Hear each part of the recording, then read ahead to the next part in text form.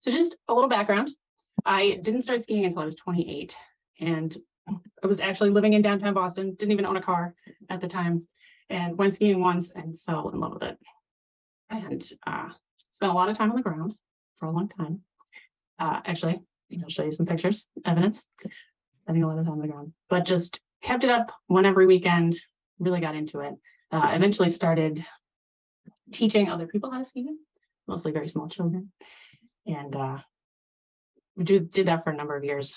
And then came to a crossroads. So I'd been working in biotech and went through a major layoff and promptly got offered a job to come in and revamp and revitalize the ski school that I'd been working with. And I actually did not hesitate on this question very long. Jumped right on that, moved to the mountains. Did that for a year. Only a year though, and then I transferred over to ski patrol. But here's a picture from that mountain at sunset. It was an amazing place to be.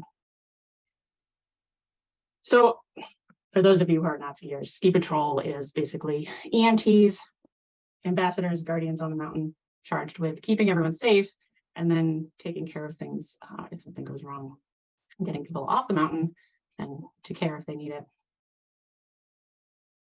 And in this process, so I've now done ski patrol for 5 years and have learned some amazing lessons, and I wanted to share them with you. There's a picture of me and all my gear. Lesson learned that day: always bring extra gear when it's raining and you can't go inside. But we have some bigger ones too to discuss. Just a couple. All right. First, humility. So in our everyday life, we can get skate by maybe without asking for too much help, relying on just the things we're good at. But when it comes to helping people with their health or saving them in a tricky situation, knowing your weaknesses is really important. So one of the real things I learned is ask for help when you need it. And it shows strength to do that, not a weakness. It also shows real trust in the people around you, which can foster better relationships. In this picture, as an example, so when we're taking someone down the mountain, we do it in a sled. And if it's a tricky situation where it might be icy or really steep, we ask for help and have someone behind us with a rope. That's kind of an emergency brake, just in case something goes wrong. And so asking for help, that's me doing that there. Second part on this, humility. So embracing your mistakes and learning from them and using them to grow and develop and learn new things rather than beating ourselves up, feeling bad about them. We're going to make mistakes.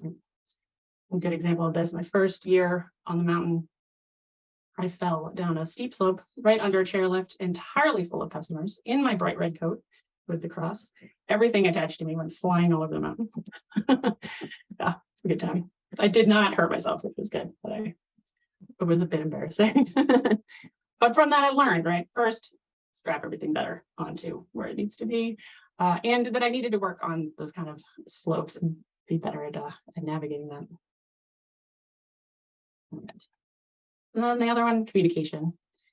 And you guys are all probably expert communicators, but sometimes we can be expert communicators at work and not carry that through to the rest of our lives. And clear communication was something that is emphasized in a place like ski patrol. So you get on the radio, you need to tell people, you know, I have someone here who's injured. Here's the supplies I need to help them. Here's the people I need to help them. So I send that message.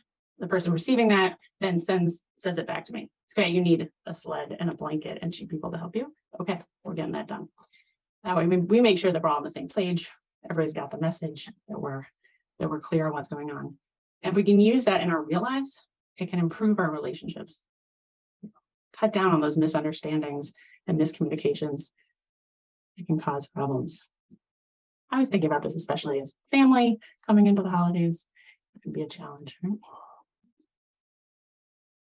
Along with that, so for every major incident that we have a recap.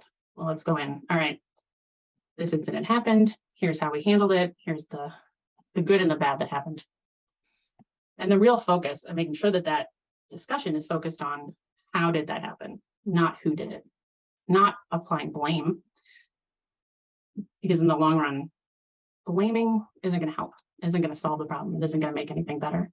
It's only going to cause resentment, bad feelings, negativity, And it will cause people to hide things that are a problem.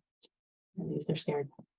If you can focus instead, like, okay, so Sarah opened that bag and everything fell out on the ground. How do we make sure that that doesn't happen again? Maybe we need to pack the bag differently, right? And along with that goes looking at that ultimate goal. Our ultimate goal is not to blame, to make anyone feel bad, to make, punish someone for doing that. But ultimately, our big goal is get this person safely off the mountain. And in my life, I find that keeping that thought in mind really helps. Is my goal to win this argument, or is my goal to have a healthy relationship with this person? Those might not both be possible. And in the big goal picture, I want to lose the argument if it means maintaining that relationship. I use that all the time now. I find it helpful. Not easy, but helpful. Okay.